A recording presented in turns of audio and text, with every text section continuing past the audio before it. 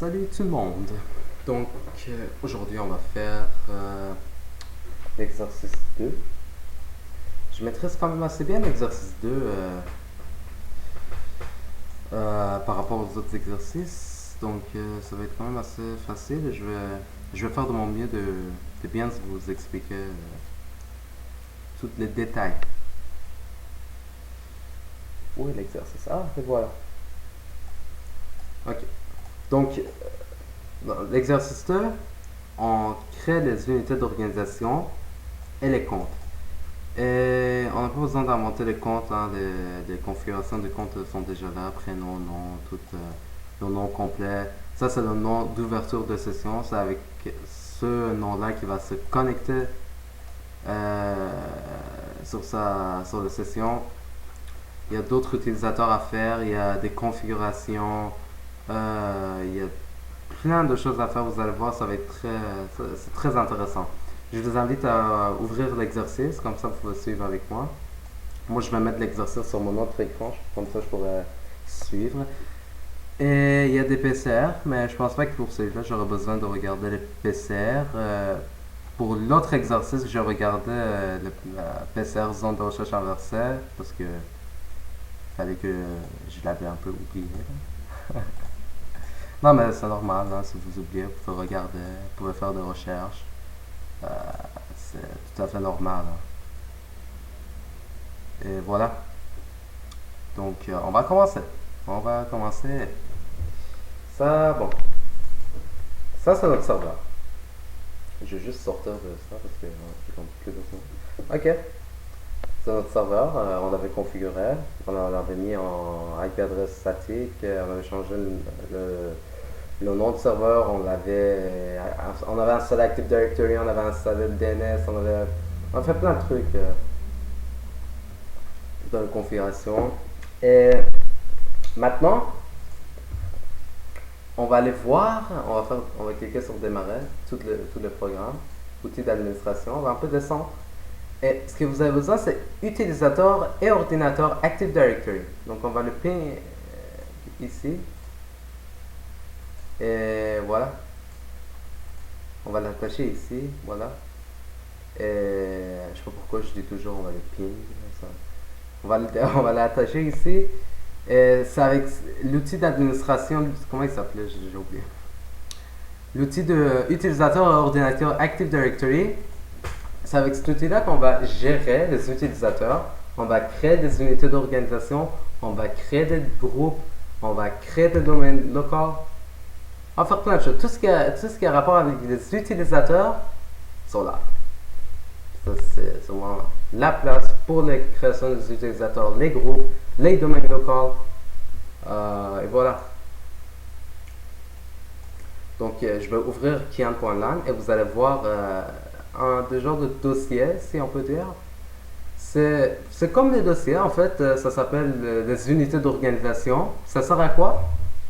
Ça sert à organiser les unités. Ça sert juste à organiser. C'est ça, à ça que ça sert. Par exemple, ici, par défaut, il y a une unité d'organisation users. Dans cette unité d'organisation, il y a de quoi? Il y a des users que le système qui sont créés, voilà.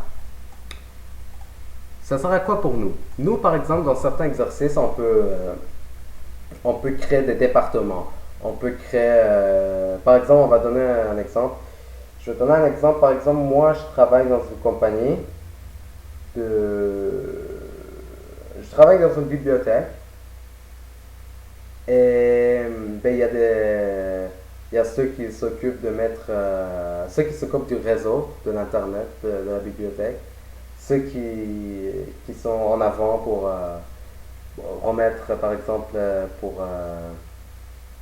c'est faire les codes barres des livres, voilà, pour donner les livres aux gens. Il y a ceux qui s'occupent des inscriptions, des abonnements, puis tout. Donc, pour chacun d'eux, on va créer des unités d'organisation et on va mettre les users dans les unités d'organisation. Comme ça, on va être organisé. J'ai beaucoup utilisé l'organisation parce que c'est vraiment, ça sert à ça. Ça sert à organiser.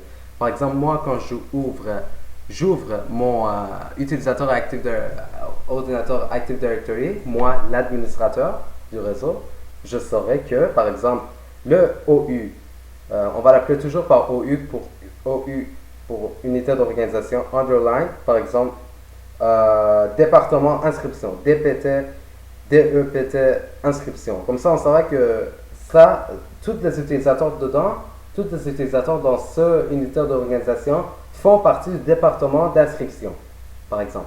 Comme ça, moi, je saurais, ah, ok, eux, ils sont pour le département d'inscription. Je suis organisé. Je ne vais pas tout mettre des utilisateurs dans users parce que je vais en fou à chercher. Il y aura, imaginez que vous avez 200 utilisateurs. Vous allez chercher les utilisateurs ici à chaque fois? Non, vous n'allez pas faire ça. Il faut être organisé. Donc, l'unité d'organisation sert à nous organiser un peu comme quand vous venez, un peu comme par exemple moi, j'ai par exemple documents, download, pictures, comme ça je suis organisé. Je vais pas mettre tous mes fichiers dans un seul endroit puis aller les chercher. Là je sais que mes photos sont là. Là je sais que mes documents sont là. Bon, c'est le système qui a créé ça, là, mais vous comprenez le principe, c'est le même principe. Je sais que mes vidéos sont là. Je sais que les shares de mon Dropbox sont là. Voilà. Ça sert juste à ça, l'unité d'organisation. Ça sert à nous, les administrateurs du réseau, à être bien organisés, à savoir quel utilisateur est où. Voilà. L'exercice nous demande de créer une unité d'organisation OU-test. Maintenant, comment on crée une unité d'organisation? C'est simple. On vient ici, qui est un point là. On fait clic droit sur qui est un point là. On fait nouveau, puis on clique sur unité d'organisation. Bon, il me demande de faire OU-test. Pas de problème. En fait, ce qu'il dit, c'est qu'il me demande de faire OU-test, puis il me demande après de le supprimer. Puis ici, si vous avez regardé, c'est écrit protéger le conteneur contre une suppression accidentelle. Ça, il faut toujours le laisser cocher. Laissez-le cocher parce que si jamais vous faites clic droit, supprimer, votre unité d'organisation est partie. Avec des utilisateurs dedans, avec les GL dedans, avec tout. Donc, laissez-le cocher, c'est une mesure de sécurité pour les accidents. On va le laisser cocher, voilà. Et il nous dit de le supprimer, donc je fais oups, je vais le couper, oups. Bon, il faut faire oui aussi, là, ça c'est bon. Oui. Vous ne disposez pas de privilèges suffisants pour supprimer OU-test ou cet objet est protégé contre les suppressions accidentelles. Donc, vous ne pouvez pas le supprimer à moins que vous désactivez la coche, vous décochez la coche. Donc, si on vient dans propriétaire, puis on cherche la coche, il n'y a pas de coche. Et on ne peut pas le décocher, il n'y a pas de coche ici. Vous voyez? Donc, on doit aller où? On doit venir dans Affichage, Fonctionnalités avancées, et vous allez voir apparaître d'autres unités d'organisation, mais c'est pas grave, touchez pas. Venez sur OU-test, vous faites clic droit, Propriétaire, et là, vous allez voir d'autres onglets, surtout l'onglet Objet qui est apparu. Et vous cliquez sur Onglet Objet, et vous décochez Protéger l'objet de suppression accidentelle. Et à partir de maintenant, vous pouvez le supprimer. Tada! Et vous revenez à Affichage, puis vous décochez Fonctionnalité avancée, comme ça, voilà. C'est juste ça, voilà, c'est tout. Bon, l'exercice demande de créer une unité d'organisation OU-vente. Je vous invite à faire les étapes que j'ai fait, comme ça, c'est beaucoup plus pratique de voir et de faire en même temps, surtout le faire, parce que quand vous le faites, ça reste dans la tête. Mais quand vous faites juste regarder, ça reste pas... Vous allez l'oublier. Donc, faites-le en même temps. Donc, vous venez nouveau, unité d'organisation, puis on va l'appeler OU. Bon. Puis, tous les utilisateurs qui font partie du vente de notre compagnie, entre guillemets, vont aller dans OU vente. Comme ça, on saura que tous les utilisateurs de vente sont là. OK. Et là, il me demande de créer Christian Vieri.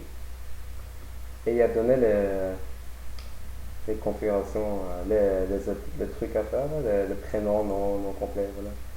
Donc on vient ici, clic droit sur, bon, on est dans OU vente, là on est utilisateur, OU vente, on est dedans. On fait clic droit, puisqu'on est dedans. Nouveau, utilisateur, bon, Christian, pas d'initial, il n'y a pas demandé. Vieri.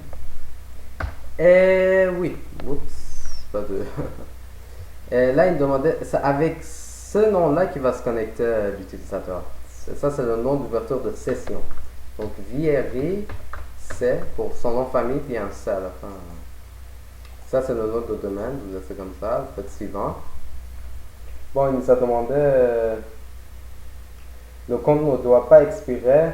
Le mot de passe, c'est 1, 2, 3, mais ça c'est l'exercice qu'il demande, mais nous on va mettre un mot de passe plus fort. Mettez un mot de passe que vous voulez. Ça. Bon, maintenant tu vas changer non, sans décocher, il n'y a pas demandé. L'utilisateur ne peut pas changer de mot de passe, non. Le mot de passe n'expire jamais, non. Le compte désactivé, non. Si vous cochez ça, mais le compte va être désactivé. Non, on ne veut pas que le compte soit désactivé, le compte ne doit même pas expirer. Donc voilà, on fait le mot de passe, ça, tout simplement.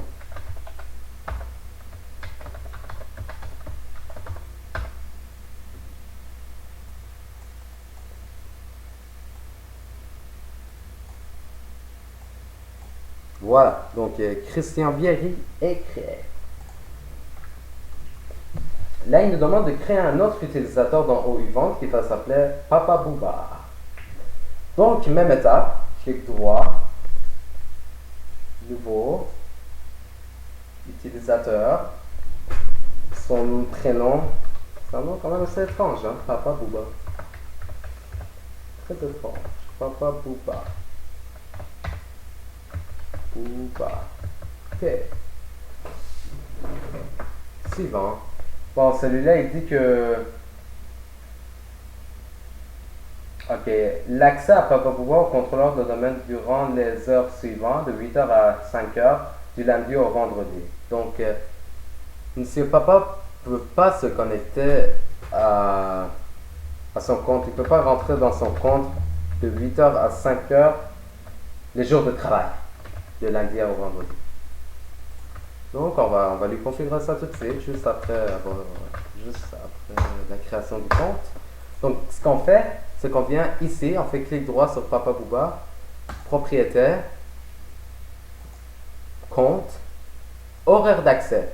Et ici, vous allez voir une fenêtre apparaître, un peu comme la fenêtre de contrôle parental de Windows 7 ou Windows 8 ou Windows 10. Ça ressemble beaucoup en fait. Hein. Et bon, il dit de 8h à 5h. Donc, les jours de travail de lundi au vendredi. Donc, 8h. 5h. 5h. 8h. 5h. Oui. Et on fait ouverture de session. Refusé. Les blancs, c'est refusé. Hein. Donc, voilà. Bon. On veut voir que ça marche. Vous comprenez? On veut voir que ça marche. Maintenant, on peut pas le voir, on peut pas voir si ça marche ou non, parce que il va avoir accès parce qu'aujourd'hui, on est samedi. On est samedi le 9, 4h17. Donc, ça va pas refuser. Là. Il va rentrer dans son compte puisqu'on est samedi. Donc, ce que je vais faire, c'est que je vais mettre tous les samedis, il ne peut pas rentrer. Je vais modifier l'exercice, mais vous faites le pas. À moins que vous voulez voir si ça marche, dépendamment si vous êtes dimanche, mettez dimanche, il ne peut pas rentrer. Moi, je vais mettre samedi, il ne peut pas rentrer juste pour vous montrer qu'il marche. Que ça marche. Ok. Appliquer. Ok. Donc, on va se connecter avec Papa Booba. Vous vous souvenez de notre client? Oui, il faut que vous vous souvenez. J'espère que vous avez un client connecté. Si vous avez suivi le premier vidéo que j'ai fait,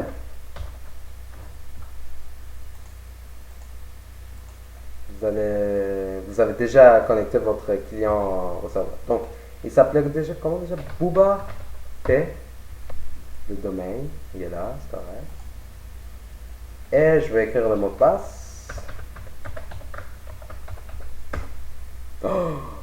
Votre compte possède une limitation horaire d'utilisation qui ne vous autorise pas à ouvrir une session à cette heure. Essayez plus tard. Donc, il ne peut pas ouvrir. Maintenant, on va revenir. On va venir à notre serveur. Papa Booba.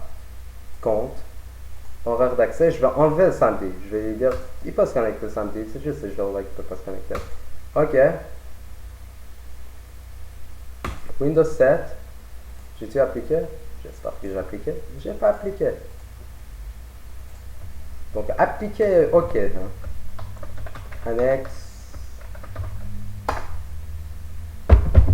Là, il peut se connecter parce qu'il ne lui refuse pas.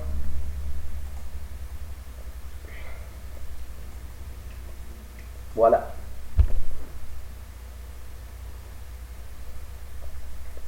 On est connecté avec le compte de Papa Booba.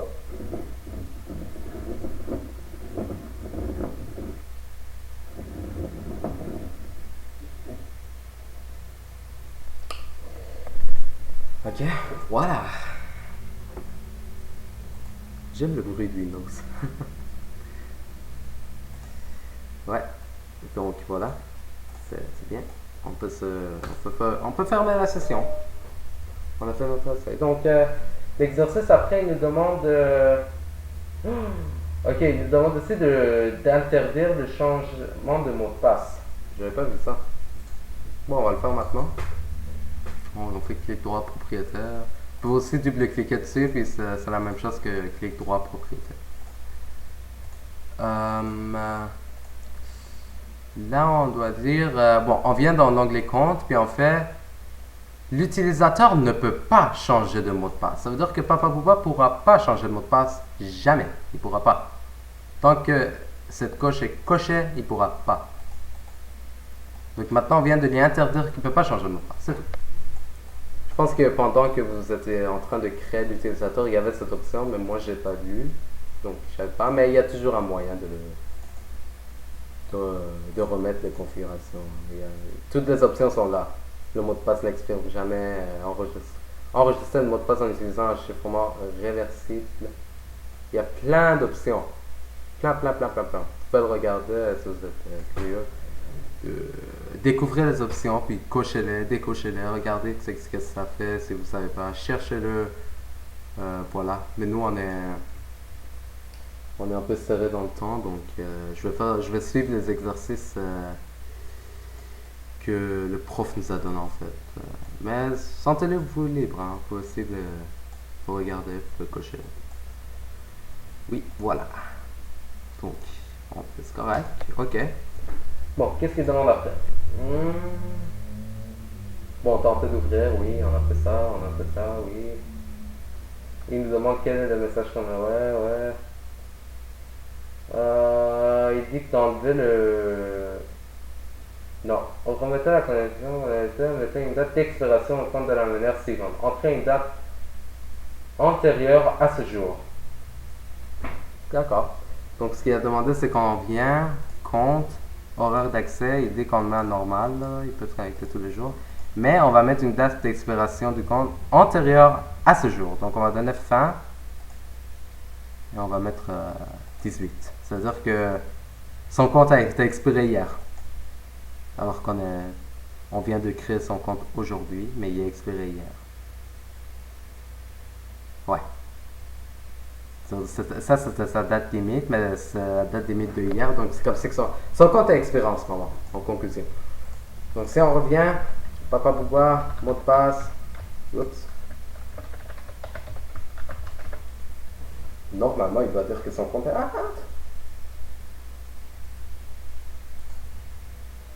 Ça se peut que ça n'a pas pris d'effet, hein. Il s'est connecté. Attends un peu. Ouais, des fois ça m'arrive, ça. Il se connecte. Ici, on revient. Là, il faut que. Juste m'assurer que j'ai bien configuré parce que. Date d'expiration du compte. Oui, ouais.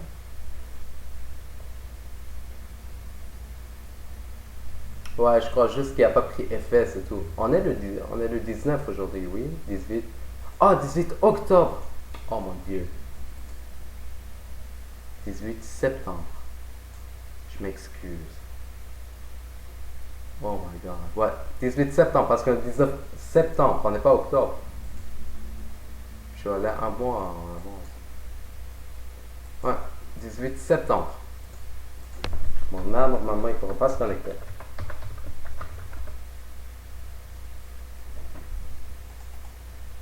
Là, on était en 18 octobre. Non, 18 septembre, ouais. 15 septembre. C'est déjà fini. 2015, oui. Non, je crois que juste qu'il doit prendre effet. Hein. Il n'a pas encore pris. Attends un peu. Bizarre.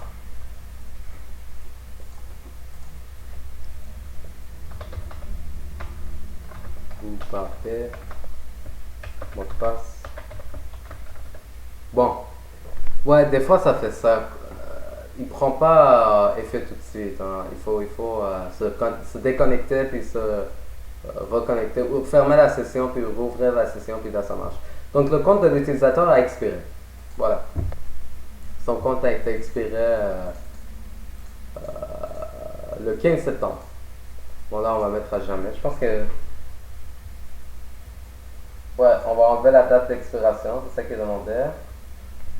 Donc là on va faire jamais, donc il sera jamais expiré. Puis on va se reconnecter. J'espère juste qu'il va pas nous demander il va pas nous donner l'erreur que son compte est expiré. Ah là il fait pas l'erreur. Mais quand on veut l'expirer, là il rentre dedans. C'est le problème du serveur. De Windows. De Windows 2008 R2. Il y a des bugs environ. Bon. Donc voilà. On peut faire OK.